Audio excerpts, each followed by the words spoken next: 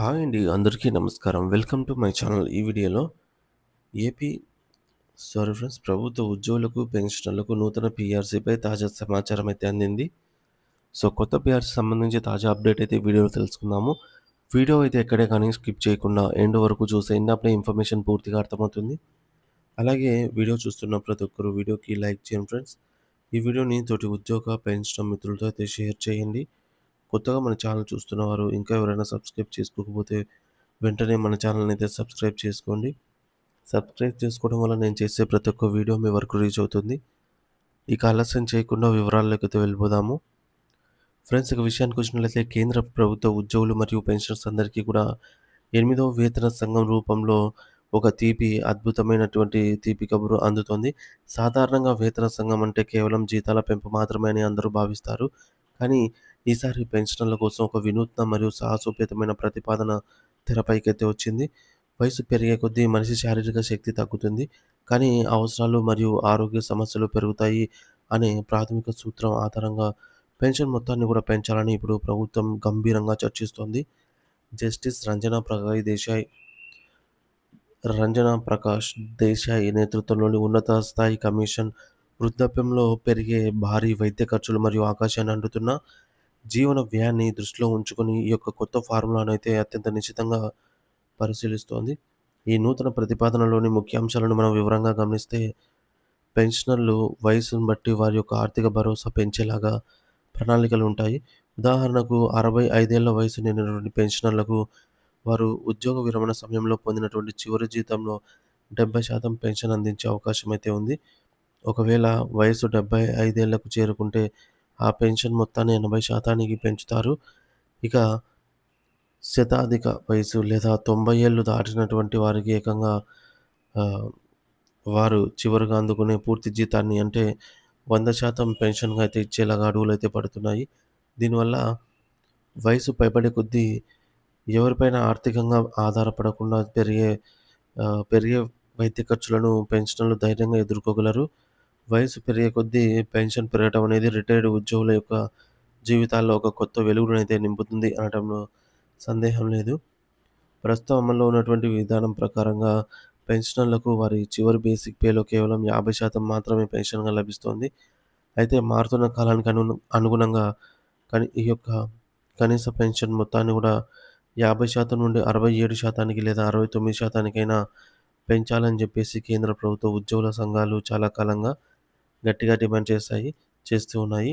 అలాగే జీతాలు మరియు పెన్షన్ల గణనలో అత్యంత కీలకమైన ఫిట్‌మెంట్ ఫ్యాక్టర్‌ను కూడా శాస్త్రీయంగా సవరించాలని చెప్పేసి వారు కోరుతున్నారు. ఈ యొక్క ఫిట్‌మెంట్ ఫ్యాక్టర్ పెరిగితేనే ఉద్యోగుల మూల వేతనం నుండి పెన్షనర్ల బేసిక్ పెన్షన్ భారీగా పెరుగుతాయి. సో, ప్రభుత్వం ఈ యొక్క డిమాండ్‌లను కూడా 8వ వేతన సంఘం పరిధిలోకైతే తీసుకొని వచ్చింది. కాలక్రమే కాలక్రమ విషయానికి వస్తే కేంద్ర ప్రభుత్వం ఈ యొక్క కమిషన్‌ను 2025 జనవరిలో ఏర్పాటు చేయాలనైతే నిర్ణయించింది. ఈ యొక్క కమిషన్ దేశవ్యాప్తంగా ఉన్నటువంటి వివిధ వర్గాల నుంచి అభిప్రాయాలను సేకరించి సమగ్రమైన అధ్యయనం చేసిన తర్వాత 2027 మధ్య నాటికి తన తుది నివేదికను ప్రభుత్వానికి సమర్పించే అవకాశం ఉంది.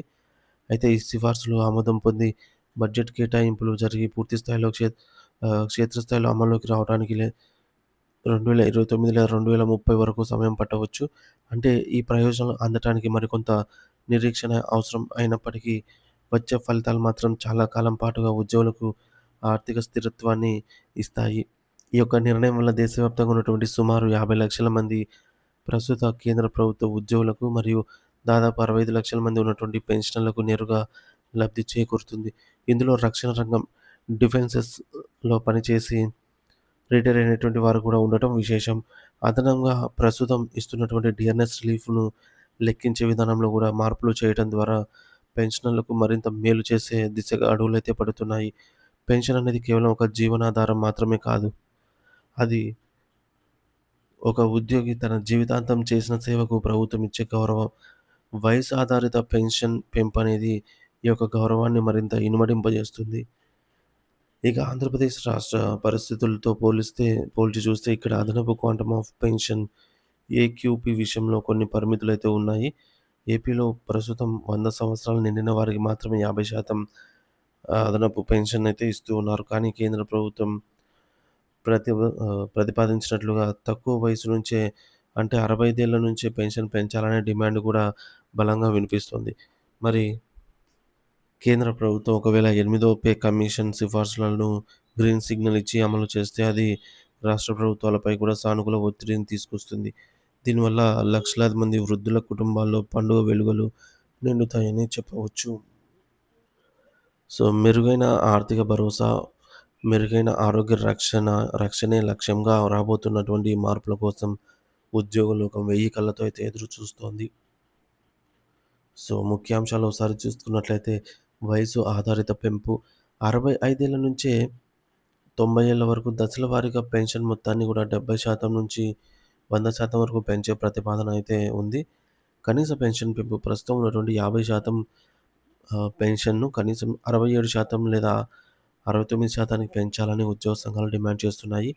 లబ్ధిదారులు ఎవరు అంటే ఈ నిర్ణయం వల్ల 50 లక్షల మంది ఉద్యోగులు, 65 లక్షల మంది పెన్షనర్లకు ప్రయోజనం అయితే కలుగుతుంది. అమలు మరియు గడువు 2027లో నివేదిక సమర్పణ జరగనుండగా 2029 నుంచి 2030 నాటికి పూర్తి స్థాయిలో అమల్లోకి వచ్చే అవకాశం అయితే ఉంది. ఆరోగ్య భద్రత వృద్ధాప్యంలో పెరిగే వైద్య ఖర్చుల నుంచి పెన్షనర్లను రక్షించడమే ఈ యొక్క కొత్త ఫార్ములా ప్రధాన ఉద్దేశ్యం. ఫిట్మెంట్ ఫ్యాక్టర్ వేతనాలు మరియు పెన్షన్ల గణనలో కీలకమైన ఫిట్మెంట్ ఫ్యాక్టర్ సవరణ అందరిలోనూ భారీ ఆశలైతే దీనిపై ఉన్నాయి.